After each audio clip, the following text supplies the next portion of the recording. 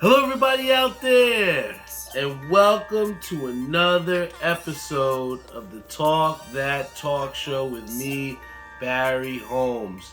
And we are here for our 210th episode of the Talk That Talk Show. And it just seems like yesterday I was recording the 200th episode, but already it seems we went through 10 more weeks, and we're here on 210 of Talk That Talk Show. And like I said, each and every week I embrace the opportunity and the responsibility to come to you guys and share what's on my mind, give you guys a well thought out and high quality episode of the Talk That Talk Show. And I thought a great place to start this episode was kind of how I started my morning. And with Doc, one of the things that since she's had her, open heart surgery, she's been, talking and in constant communication with her doctors as far as what she wants to do exercise-wise and when she's able to do that. So in the meantime of us doing that, we didn't want to restrict some of the progress that she had, and also some of the things the good habits that we had started before she had her open heart surgery. So one of the things that we said we were going to do was we were going to get up early and start walking in the park in the morning. And this morning, I'm sure Doc was super tired from yesterday. We had a long day, but she was giving me a little bit of a cranky wake up. She didn't want to wake up, get out of bed. I'm like, come on, Doc, come on, get up, let's go. But the big thing is, trying to push that other person, push that significant other, because in times that you don't want to go on, or if times that you don't want to take that sacrifice as far as getting up early on a Sunday, I was there to push her. I was like, come on, Doc, let's get up. And finally, after she gave me a couple stink eyes and got out of bed, I told her, let's put on those walking shoes, we're going to go to the park. And not for nothing, I had a great conversation with my sister on the phone, and we were talking, and sure enough, me and Doc wound up walking 2 miles in the park for like an hour. And Doc was just, checking on her watch and being like, oh man, I can't believe we did two miles. This was so great. And I said to Doc, I was like, see, and you didn't want to get out of bed in the morning, but if we didn't get out of bed, we wouldn't have got to this point. So, I think that kind of motivated Doc to feel like that she can exercise and that she can get back to some of the great routines that we had before she had her open heart surgery. So, that was dope. And again, like it says, it's good for us. We're good for each other because we're motivating each other. And, I think that's the big thing in previous relationships that have not worked. It seems like, the person that I was with, or I hate to say the cliche toxic, relationships that I was in, it seemed like you're constantly battling with the person, or you're, other people, other person's trying to bring you down, and that's not exactly, something that you want to be in, or something that's sustainable. So, to have Doc that's constantly motivating me, and to be at a point where I can motivate her as well too, that's what it's all about. And Howard says, what park did we go to? We went to Lake Pap in Edison. Very nice park. They have some of the summer fairs there, but it's right down the street from our house. And we got out there, got some fresh air, and worked up a little bit of a sweat, man. And I think that a lot of times we get caught up of just working out in the gym. Has to be in the gym, has to be at LA Fitness. But there's so many different ways that you can work out, and as long as you're being active, and my mom definitely likes walking in the morning too. But no matter what you're doing, as long as you're doing some sort of activity, it's gonna help you out. And it's funny that we kind of segue to this, because I feel as though the sacrifices that we put forth for each other, it extends beyond that. I remember, Doc had supported me for a long period of time this weekend in some events that I had going on. So I was like, you know what? You can pick where we want to go. You can pick where we're going to eat. And sure enough, she decided on Cracker Barrel. And it's funny because that place, it's somewhere that we don't often go to a lot, and it's not one of our most frequent places at all. But we're like trying something different, and it kind of like the way that the service was there. It kind of brought me back to my old serving days and the days where Prashant, kind of gave me a crash course as far as how you're supposed to have service. And, you think about it oftentimes, and especially after this meal that I had there, and you just think, how many people could not and can't work in a service industry. And, there's not a lot of people that can say they worked in restaurants, and there's not a lot of people that would be able to work there. But I've had some experience in working in not fast food, but in a bar setting, in a restaurant setting, and one of the things that Prashant always said to tell me, and kind of instilled in me, is like you always want to make the customers happy as possible.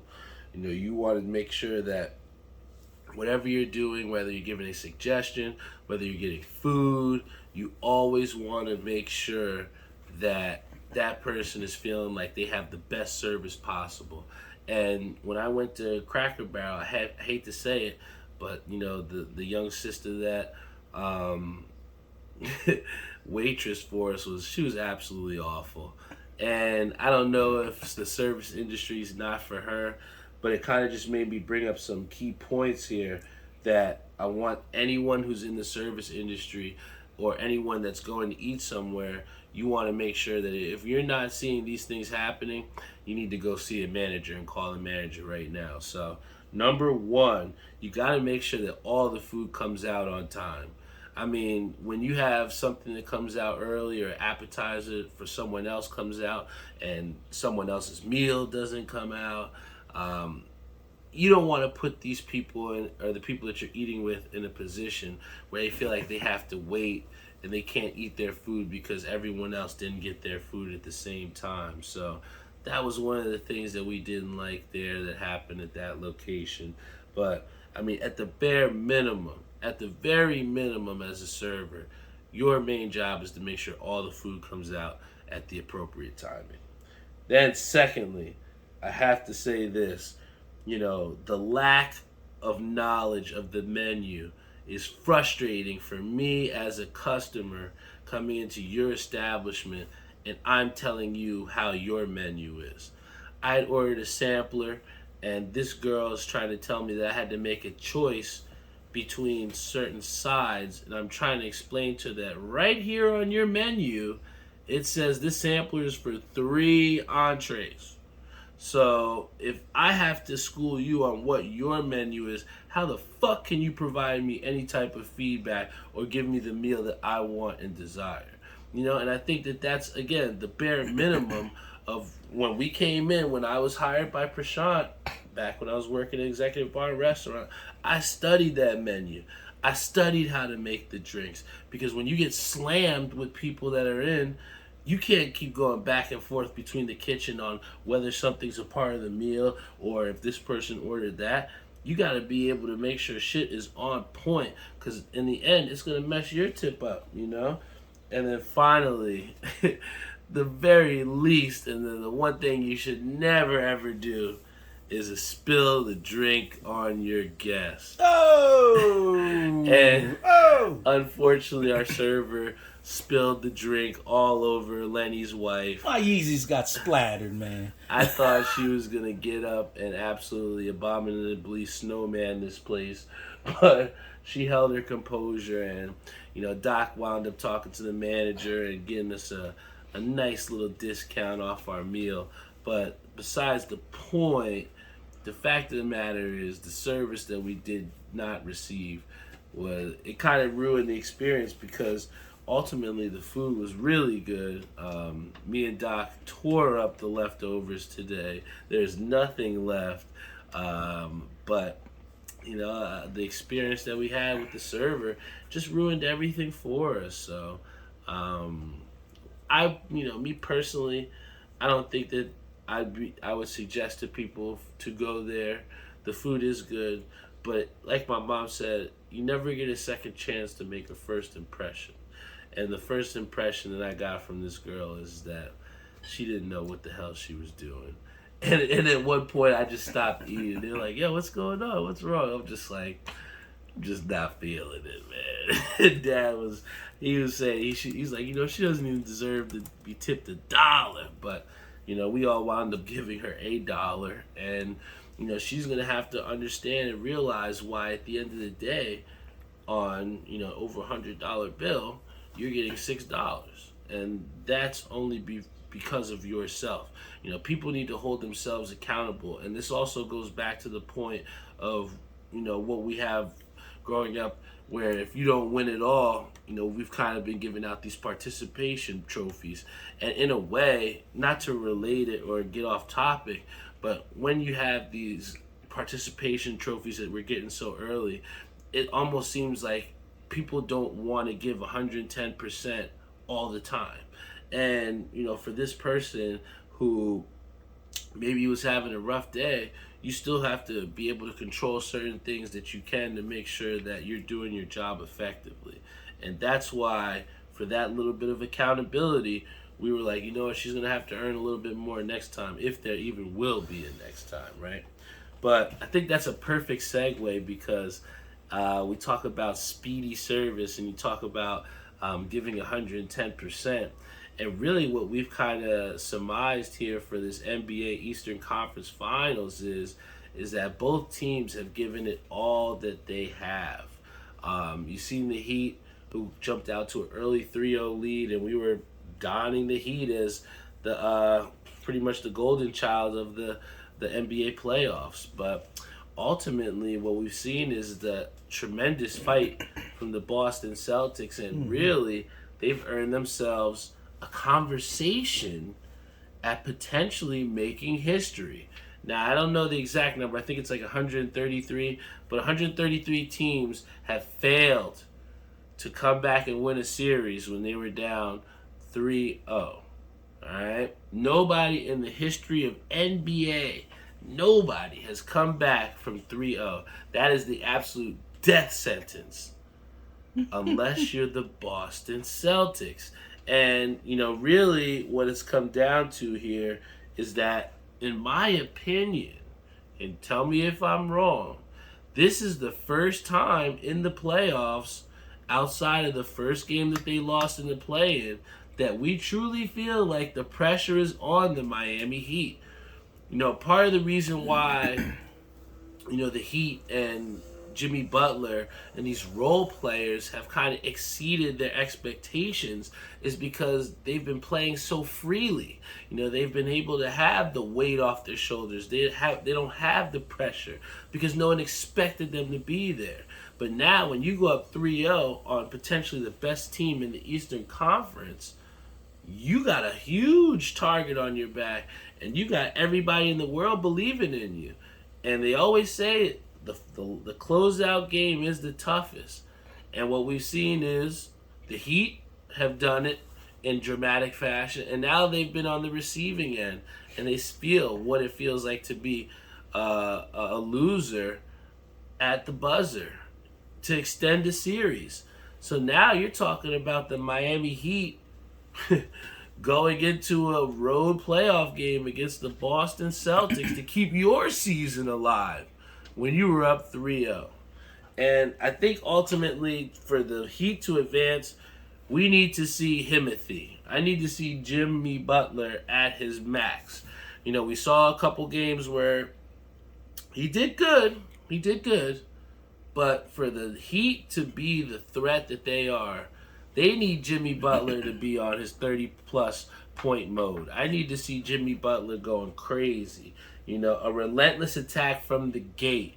I think that what we've seen in the playoffs is Jimmy will try and, get other people started, almost like the LeBron approach, where he'll get people the ball early and trying to facilitate and then take over when he needs to. But I think that Jimmy Butler has to take over this game offensively early, because when he's doing his thing, he's kind of giving everyone around him the confidence. And in a Game 7 situation like this, the 3-point shooting of Miami has been the huge reason as to why they're in the position they're in.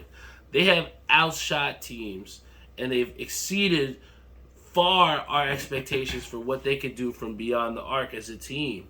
And that is why the Miami Heat are one of the most dangerous teams, whether they're in transition or the half court offense. So when they're hitting threes like they are, they're a dangerous team to stop. So when I look at the Heat, I'm looking to see, can these role players stay confident, and can Jimmy Butler be the offensive driving force to push the Miami Heat into the finals?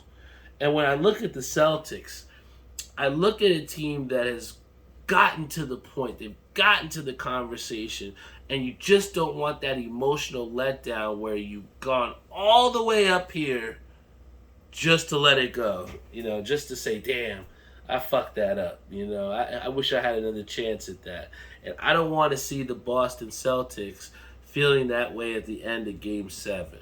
I want this to be a much, much contested, high-level competition game that goes down to the wire, because this series has been by far one of the best series of the playoffs, next to the Golden State Warriors-Kings series in the first round, in my opinion.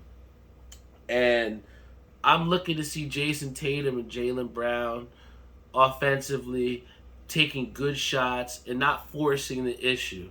Me and Jeff laughed about a couple times when Jaylen Brown just seems to take over games and shoot his team out of games. But, when the Boston Celtics are taking good shots, when they're, facilitating the basketball, making the extra pass, getting wide open threes, then you're starting to see that cohesiveness and that cohesion from, the Celtics.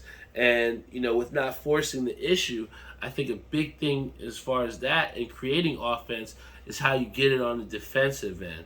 And I feel like the Boston Celtics can strap their boots up and sink their feet in defensively and make things difficult for Jimmy Butler and co. I think you got to fill those gaps, make sure there's no direct lanes to the basket. That's what they always talk about, direct lanes to the basket. And I wanted to see those role players force them to make some shots. I think that you got to make Max Strus beat you. I think you got to make a Gabe Vincent beat you.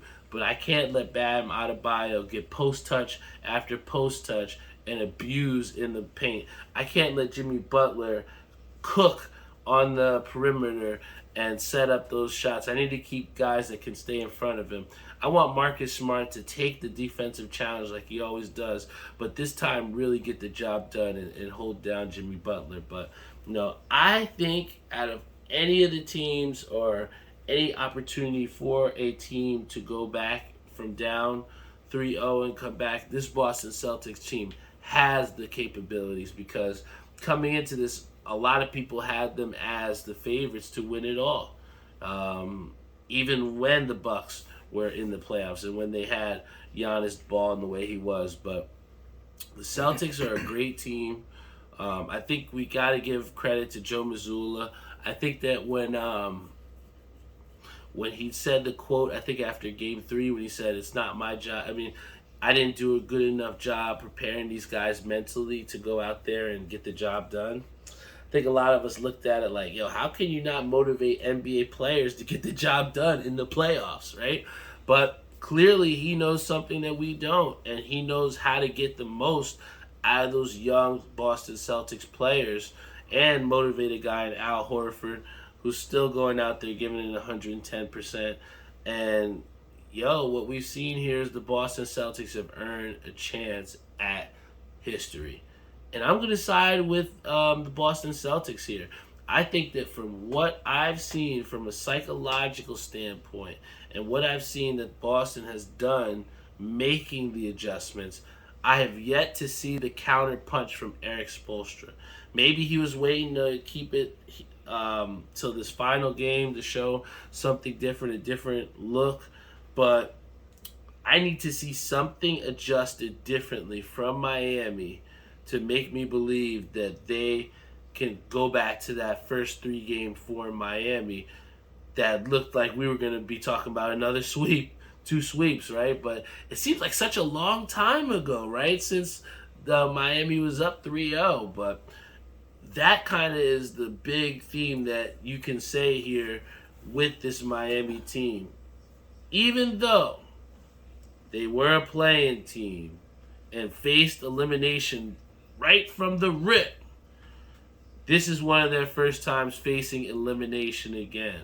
And I think that we're going to see what the Miami Heat are made of. We're going to see if Jimmy Butler can really live up to the talk that he's been talking. And I'm going to see if the Boston Celtics can make history. And if you have to ask me, I'm going to have to side with them. And, before I get into one of the things that I'm really looking forward to this summer, I got to give my cap off. I got to tip my cap here to somebody on the New York Mets who's been an absolute stud since he came up. And I gave them all their flowers collectively last week by donning them the baby Mets, as Francisco Lindor said before in a post-game interview after a win. But the key person who's really been the driving force of these baby Mets, who really needs his own personal shout-out, and that goes out to Francisco Alvarez. This guy is hitting .269 with 8 home runs and 19 RBIs, and he's not even 22 yet.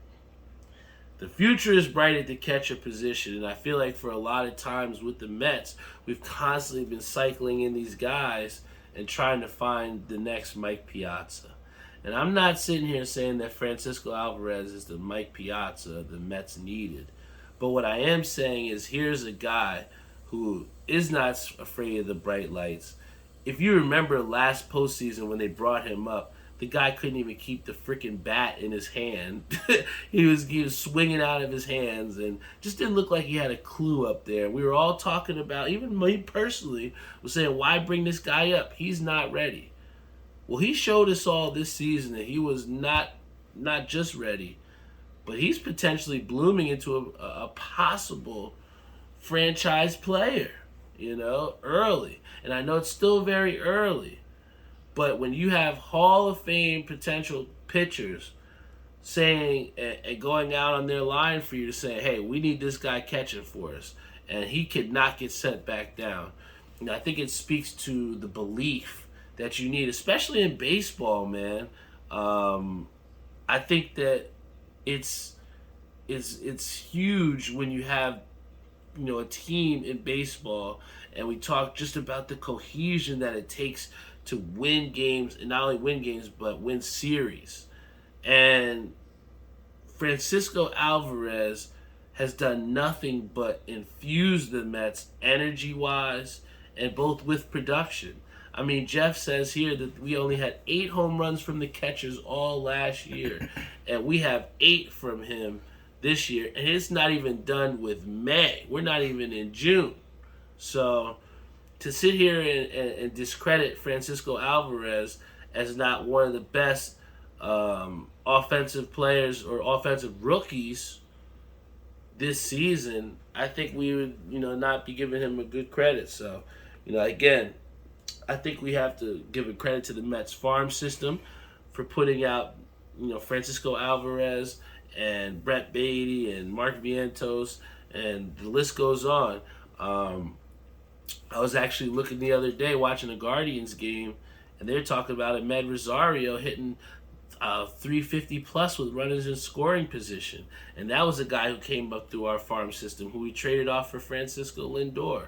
So, the list of great farm players from the Mets has worked out, and they have done well.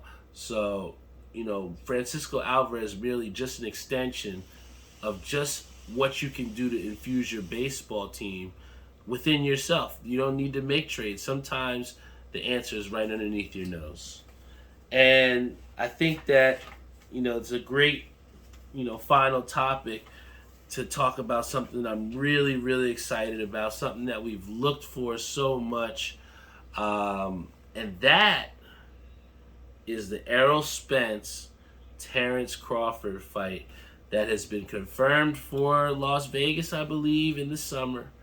I'm a believe it till I see it, guys. So until I see them walking out, because, this is probably fell through and got booked and fell through, countless times. But I think this is the final time where we will see this fight happen. and I'm looking forward to it. I think that we see still some questions from Errol Spence. Since the car accident, do we see that he's 110%? Is he the best, most elite boxer? Is he 100% recovered from that? I don't think anyone but Errol Spence can tell us that. And I think we have Terrance Crawford, who hasn't really fought a high, major caliber guy like himself, and it seems like years. I think that this litmus test is something that we've been waiting for so long that I just hope it lives up to the same expectations that we want from it. I remember back where we thought so long we were going to get Manny Pacquiao versus Mayweather. We waited for it to finally happen. Then when we did, it was like, this is the fight we always wanted. This shit was kind of lame. So I think that the layover leading up to this fight creates great anticipation. I think this could be potentially one of the best fights that we've seen of our generation. These are two of the best boxers that have kind of sweeped out their divisions, and there's no other road left but Errol Spence and Terrance Crawford to finally duke it out. And I'm here to say that I'm still taking Bud Crawford. I think the experience that he has in these ones and twos and the technicality that Bud fights with, and I mean, he's got top flight cardio. I mean, the kid never gets tired. So if you ask me, how can you go wrong and how can you go against Terrance Crawford? So, for me, I'm looking forward to this fight. I think it's going to be a big one of the biggest of our generations. And I think that I'm going with Terrance Crawford. You can put me on that. I haven't seen enough from Errol Spence to tell me that he can go out there and deliver the job. I haven't seen the knockout power that's going to take to stop a Terrance Crawford, and I haven't seen that from him. So I'm looking forward to this fight. Boxing is back. We've got some great fights, and I'm excited, man. This is the Talk That Talk show, man. 210 episodes in the book. This is, how can I say? It's just so refreshing to look back at this, at the end or the completion of an episode and just be like, wow, I did this shit, I think it can oftentimes get lost when you stack the numbers up. Talking to my sister earlier today and thinking up a colorway for the next hoodie coming out hopefully at the end of the summer. And staying motivated in multiple ways with this show and finding ways to stay effective and stay motivated. We talked before about how I tried to motivate my girlfriend to go out there and exercise and do it together. And I think that it's a little bit different when we talk about this podcast game because, if I don't go out there and do it myself, nobody's really going to say, that's all right. You need to go out there. Go, what's the podcast? Blah, blah, blah. Sure, people will be, it's not coming out here. But aside from myself, there's no one that's going to hold me accountable better than, myself coming to this show. So I think that ourselves, we have to give ourselves some grace, but at the same time, we have to be firm with ourselves to get those sacrifices that are necessary. I think that, sure, I wanted to sleep in today. I definitely did. I was so comfortable. But I knew that if I got up and if Doc could see that sunshine and if we got out there walking and we got that first lap in, I knew that she was going to be okay and she's going to know that we're there in the right place. So, the sacrifices that we take and the sacrifices that we make, even though they may not seem worth it at the time, I promise you, in the completion of whatever you're doing after you make that sacrifice and you see and you reap the rewards and you see the benefits of the fruits of your labor, I'm telling you, there's no better feeling, guys. So I'm going to continue to try and motivate myself. I'm going to continue to try and motivate the people around me to be better. I feel as though, I've been put here to be the ultimate best leader that I can be. I've been put here to give you guys the Talk That Talk show and give you guys my unfiltered thoughts. And, with being on here each and every week, I'm fulfilling my purpose and I'm fulfilling my responsibility to you all of giving you a high quality show. And that's what I'm most proud of, man. I've had countless trophies in my room. I've had, many sports achievements, but being able to sleep at night and tell you guys that I completed another episode and we got another one that you can look up on the website. That is the thing that I'm most proud of, is that accountability to build something bigger than myself. So this is the Talk That Talk show. Thank you guys for tuning in. Episode 210 is in the books. I appreciate your support so much. Whether you're tuned in on Facebook Live, Instagram Live, YouTube, Spotify, Google Podcasts, Apple Podcasts, iHeartRadio, Stitcher, you name it. I appreciate you guys so much. Wouldn't be here if it wasn't for you all. If you haven't done so, please go to our YouTube channel, hit that subscribe button, and continue to check out and see what else is coming up the Talk That Talk show pipeline. We got a lot of dope shit on the way for this summer. It's gonna be a cold summer, so just watch out and keep rocking with me. I love you all, and I will see you all next week.